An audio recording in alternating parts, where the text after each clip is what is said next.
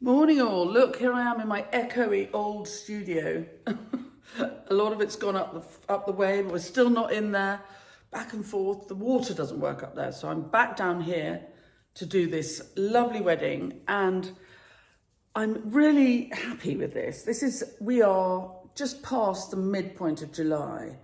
And here in sunny Somerset, even when we've had so much rain as we have this year, there comes a point in the summer where there's a sort of golden haze going over all the flower fields. There's a sort of, you can feel there are lots and lots of seed heads coming. There's a sort of earthy, very earthy, where the colours in spring and early summer are very clean and bright.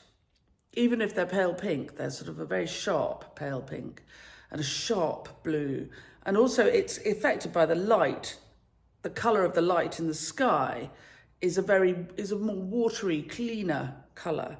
Whereas now suddenly we've gone boop, over a little boop moment and the colour is golden, I think. So my bride today is getting married at Stourhead. Not today, obviously. But I'm cutting her flowers. She's doing a lot of DIY. So there's a big DIY element, love it. But I'm doing her bride's bouquet, the bridesmaids, and the buttonholes, and then everything's being collected tomorrow. So I've got all day to cut and create for this girl. And I just wanted to show you her colour palette. I think this is brilliant for this time of year. Can you see all those lovely earthy tones?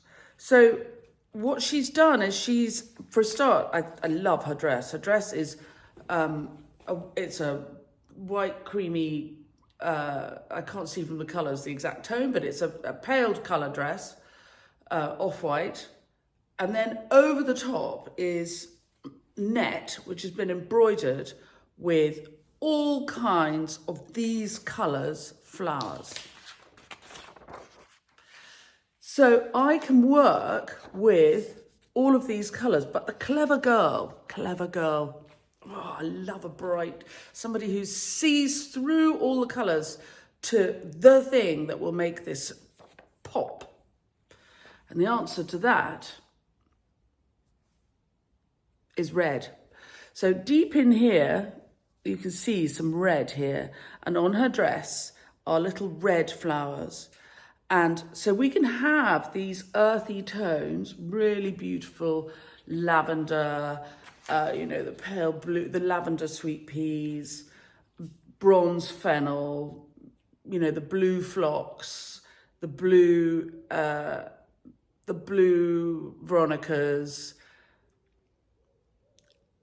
and the dark physocarpus. And you think, but we're going very dark with this. No, we're not. We'll also have some dark red and some light red. And then what we do is with cutting flowers and arranging with flowers, it's like painting. If you put colours together, obviously you can't mix them up. But if you can cool a look down or you can warm a look up by adding or taking away something. So I can cool this look down, which was getting a bit dark and hot, with silver, not green. Green will make it look pedestrian. So I'm not going to go for much green. I mean, there'll be a bit of green, a leaf or two, but I'm going to put in a chunk of brachioglottis, which is silvery, to go with the dark physocarpus. It's very dramatic. And I'm going to be careful to keep off too much white. I'm going to have off-white and a lot of lacy to go with the netty feel of her dress. So carrot, bronze fennel. I've got some little bit of ammi, but I might keep away from too much ammi. The filipendula, the wild meadow sweet, perfect. So the wild meadow sweet is a sort of really lovely creamy colour, which with the silvery of the brachioglottis will, nice, very nice. And then between that, we can warm up to the dark reds and but we'll be careful not to be too bright at any stage. Tea cake is coming with me. Anyway, you're very welcome. Off we go. I have a really rubbish printer, but anyway, this gives you an idea. And here, red. That's our kind of pink colour. And if you're new to the channel, you're very welcome. Please do subscribe, press the bell icon, and we'll tell you when we've got more clips coming up. And if any of the tips and tricks we give you along the way are useful, you can always buy me a coffee, or better still, join my club. The links to coffee buying and club membership are in the blurb to all my clips. Right, on we go. So as I work like this, I always make a little list today on a postcard. This really is complicated because I've moved up the field to my new studio, so I haven't got. It's very, very annoying to be half in the new studio and half back here. Anyway, we'll get there. So I've made my list today on a postcard, and I always make a list of what I'm going to make. And this girl needs 8 buckets cutting for her. So I've got a total stem count. And then I have in my mind kind of quickly walked around the garden and made a list of what I might cut. I doubt very much that I will stick to this list. But it is a way of just pre-planning a balance of wild, very wild looking, a bit of weight, the right colorway, the silver, all of that stuff. So my little list will go in my pocket. There we are, very sophisticated. It's a 565 stem cut, which is about 12, it's a little less than 12 buckets. But altogether, I probably will cut 12 buckets by lunchtime. And then I'll make the arrangements in the afternoon. But it's very quick way of working if you can just make lists like this. So the forecast today is about 26 degrees. It's cool now. 26 degrees is about 80 Fahrenheit. 26 Celsius is about 80 Fahrenheit. I don't have a cooler, and I don't cut into a cooler. I know if you were in the States, you would say that 80 Fahrenheit was a cool day in spring. But for us, this is the hottest day of the year so far. It has been a very cool summer. So I might be gently glowing by the time I finish cutting, but the flowers should be fine. I bring everything into my cool studio here, cool, airy, out of direct sunlight, and I work out of water. I don't condition and then do what a lot of people do, which is lay their material out on tables and work so that the material sort of slightly dries out while they work. I don't work like that. I'm filling my buckets as I talk to you. I keep everything in water, and I'll make my bouquets. I'm very quick, so nothing's out of water for very long. And then they all go back into water. They'll spend the overnight in here, cool, airy, out of direct sunlight. And at night we get down to, this room will get down to kind of 17, 18 degrees after a warm day. And I'm just looking at what 18 degrees is in Fahrenheit. So it's a little under 70. And the wedding is the day after tomorrow. So I'm not using a cooler. It means I can keep my costs down. But I can keep the amount of time I spend. I don't have to bucket into coolers and then cooler out. And the conditioning process is simpler. And the flowers only have to last until after the weekend. All of these things are worth considering when you choose. But if I don't run a cooler, I'm not paying the electricity. I don't have to have the space. And obviously, if you're in the US, that's a whole different thing. We're zone 8ish. So this is why I think my bride has been so clever, because if you remember her mood board, and then you look at this is the wild edges of the garden.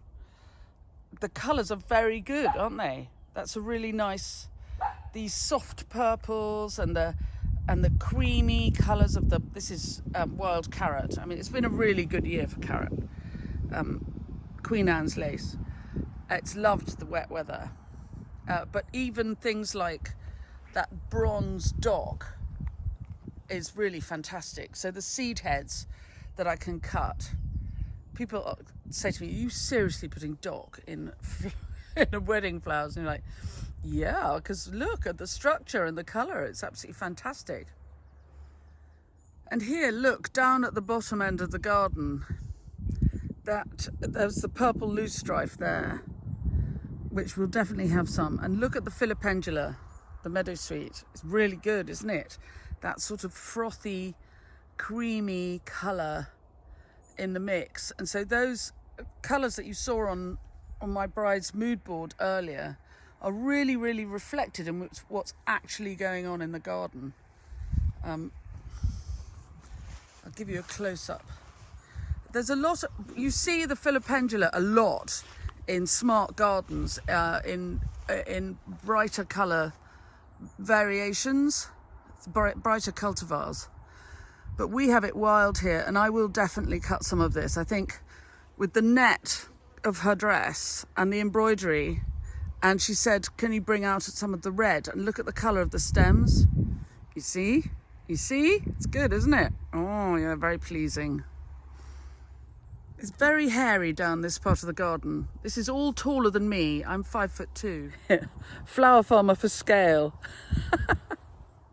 Ha ha, look, day 3 of the coffee cups. When I can't find all my mugs, I have to walk around the garden and find them and take them in and wash them up.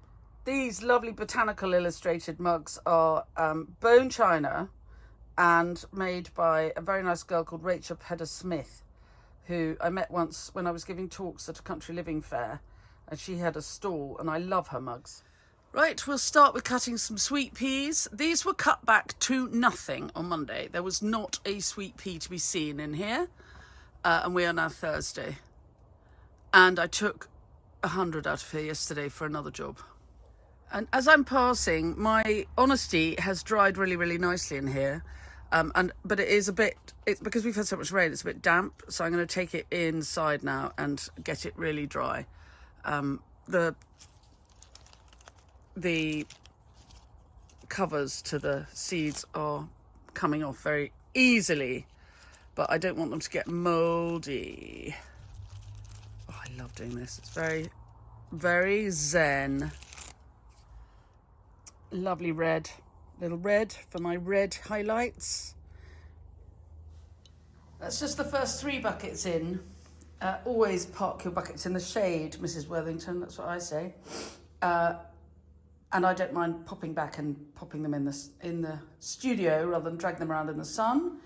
But you can see the earthy tones beginning to come through, but weddingy from the phlox, if you sort of mean. Pretty. And a dot of red from time to time.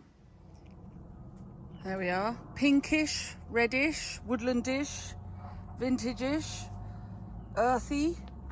See, coming along. And then you see how good the silvery brachydglottis is in that mix. Oh, yes.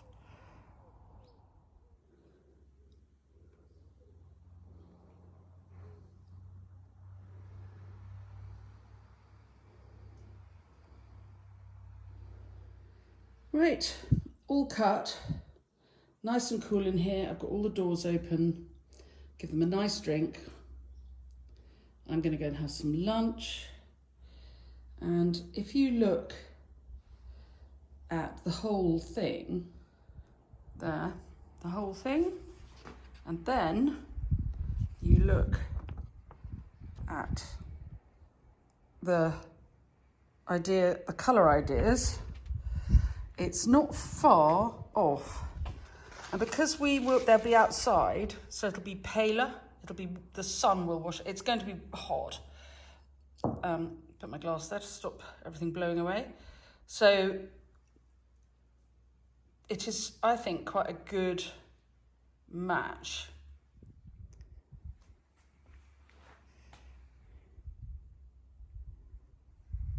Right, time for lunch.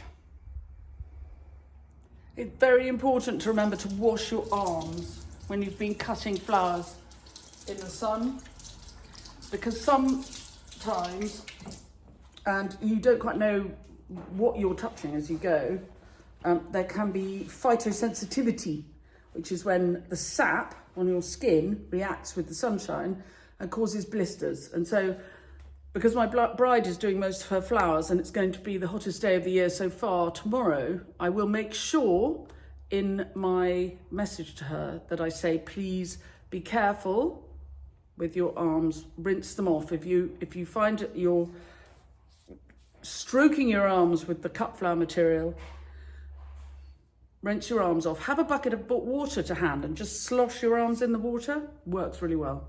And then, look, no blisters. And I've been doing this for years. Before I became more on it, I used to have horrible blisters all the ways up and down my arm. But it got to the stage where it was so bad that I learned my lesson. And actually now I feel a sort of tingling if I'm going to have a reaction to something. And it can be all sorts of different things. It's not necessarily what they say. It can be anything. So if you feel your arms are tingling when you've been touching plant material, wash them. Just cold water, rinse everything off. Right, later the same day, I've done lots of errands and run around a bit. So now I'm going to do my floristry. And against my normal habit, I'm going to do the buttonholes first. I've got really nice material. They're going to be not quite all the same. So I've got some lovely brain ache, gorgeous red colour, can't remember what they're called, persicaria, something or other. Not dock. It's a kind of dock, not heavy dock, light dock. Rosebuds, hilly rosebuds. Wild carrot and rosemary. The bride loves the scent of herbs. So we're going heavy on the herbs. We've got rosemary, but we've also got lavender and marjoram, which is flowering right now. So it's great. It doesn't flop and it's really lovely in buttonholes. So I'm going to do the buttonholes first, and then I expect I'll do the bridesmaids, and then I'll do the bride. So I'll show you when I've made them. People sometimes say, but I want to see you make them. Well, I do hold workshops and demos online, and you can look them up and book. Nicola and I have been scheduling for next year already, but they're not all up on the website yet, but they will be there for next year. Perhaps I'll film myself making one, but I won't show you the detail and the process, because this is how I earn a living, is I get you to book a workshop. But I'll make one, and so you'll see what they look like, and then I'll make the rest of them, and then I'll do the same with the bridesmaids, and then I'll make the bride, and then it'll be the end of the day, and I'll box them up and get ready for the chap to collect them tomorrow morning, and I'll get on with the next job.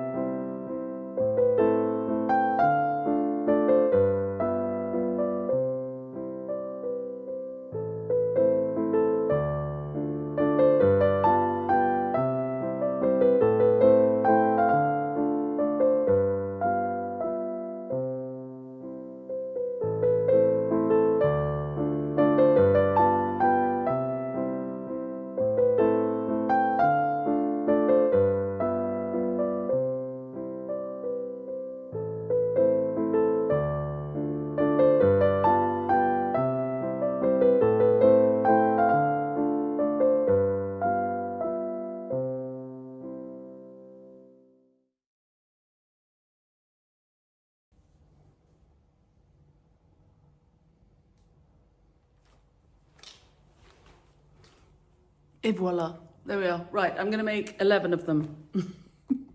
They're sweet, aren't they? I mean, really dinky linky. They smell delicious. Right, 11 buttonholes coming up. Right, here are the buttonholes. Now look, I love this. This is where my job is really fun.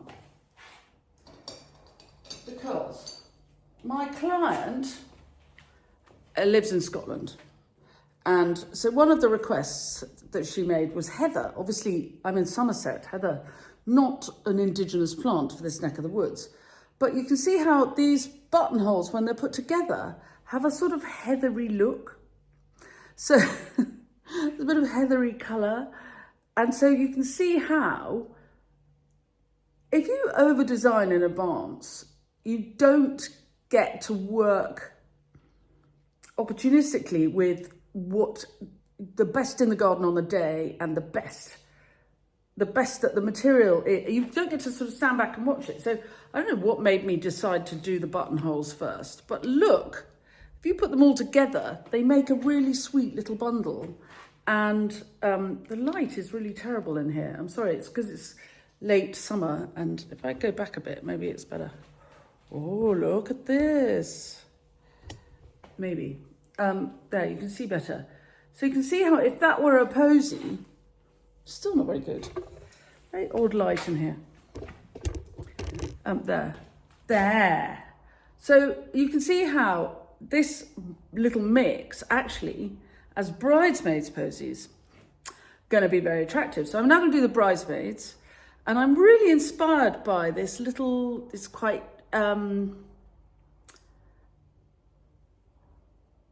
sort of spiky, dry, herby, lovely colours. Oh, tea cake. Lovely colours. And so obviously the buttonholes, none of them are quite the same, but there they are, like that. Sweet. So I'm going to be very inspired by this. I can't show you really face up because they're all in little phials of water, and if I face them to you, I'll lose the water, but you get the idea. Anyway, this is what the bridesmaids are going to be like. So I'm going to make a bridesmaid, and I'll show you when they're finished. And remember, workshops online, you can book places. You know, I don't just do this for a living, I also do workshops, so do book a place. Here they all are together. Very, very pleased. I like that.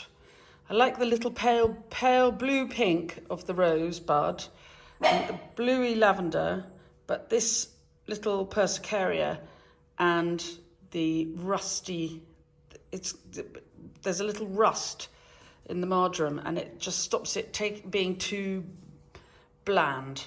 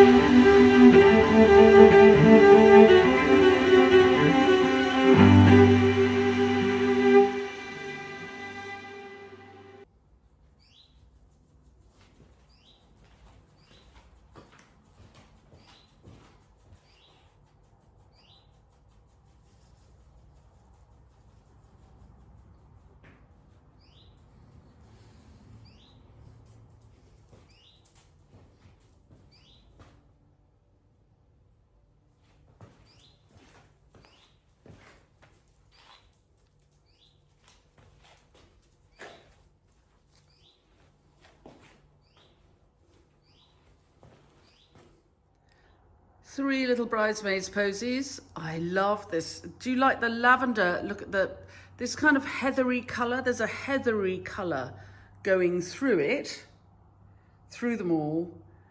But these pale pink roses are keeping it fresh. There's that little dark red, which the bride wants to just have brought out from time to time as a highlight. And they're full of herbs. There's rosemary, mint, lavender, and the sweet peas smell delicious. Funnily enough, what happens is your eye changes as the season goes on, and I really love this mix. If you'd offered it me in May, I'd probably say, a little bit flat, but because the light changes, it's very pleasing, I think. Right, I'll make the bride. I'm sorry about the stepladder. We are in disarray because I'm halfway in the process of moving up the field to the new studio. So if it's untidy, you'll just have to work with us. I'll put some music on. I know I have interesting comments about the music. Some people really love it. Some people, I had an email the other day from a lady saying, please don't have the music. I like to just watch Georgie work. But I think on balance, the positive comments about the music are, it's about 70% or 80% positive to 20% negative. So I'm going to stick with the music. If you don't like it, by all means, mute or whiz forward or whatever suits you. But most people seem to really love the music. So we're going to go with the music. And I'm going to make the bride's bouquet. And if I stick my bottom out in your direction, it's because I've got no table. Yes, I haven't got my normal setup. Soon we will be permanently set up in the new studio. So for the moment, bear with, as they say. Right, on we go.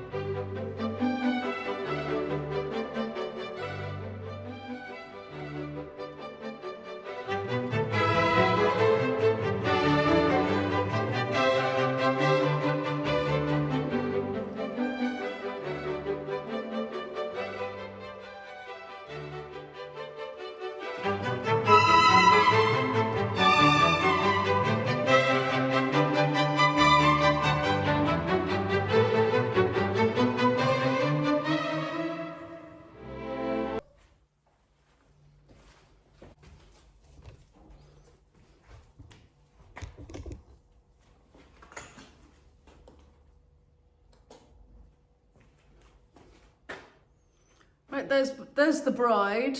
Sorry, the light is very difficult in here because it's low and very bright. And so I'm sorry if the light is a bit, but so that's sort of wild and hairy, but there's lovely roses deep inside and they'll all pop.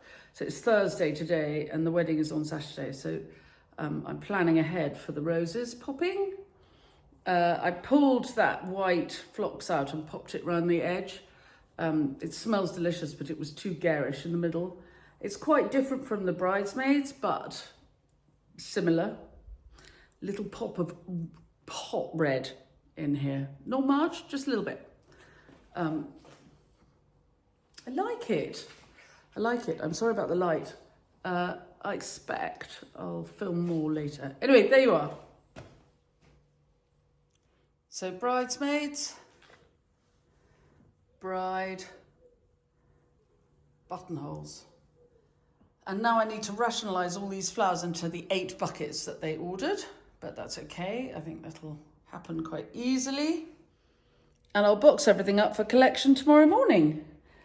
There you go. That's a day in the life of a flower farmer / florist. Really good way to have affordable wedding flowers by having a mix of DIY and get me to do the pieces that you might be less confident doing, which is absolutely fine. Of course you can work like that. Anyway, I hope you've enjoyed the day. I have to say,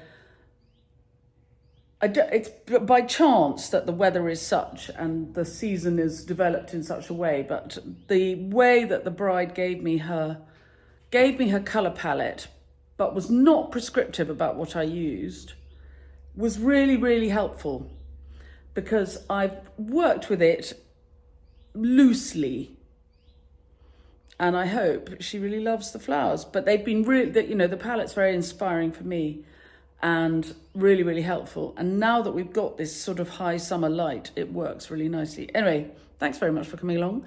See you very soon.